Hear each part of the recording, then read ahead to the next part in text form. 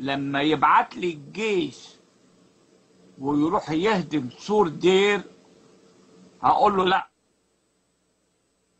لا يا قوات مسلحة، لا يا قوات مسلحة، لا يا مجلس عسكري، إياكم والأديرة. طول عمرنا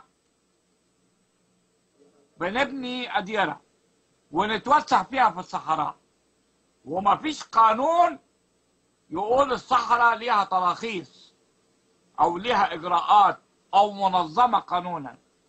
دي ناس بتبني في العشوائيات اللي بيقولوا عليها عشوائيات، مش صحراء، دي صحراء. الرهبان سابوا المدن وسابوا الحياة الرفاهية وراحوا للصحراء، بيبنوا سور، بيبنوا دير، بيتوسعوا في المباني. أراضي صحراء شاسعة ربنا اداها لهم. خلاص يعني أنت يا عاهل يا عربي يا اللي متصور نفسك بشوية دبابير جاي أنت تهد سور 12 كيلو، 12 كيلو متر يا مفتري. أنت مين أنت يا عاهل يا عربي؟ أنت مين أيها الإرهابي؟ أنت إرهابي لابس بدلة الظابط؟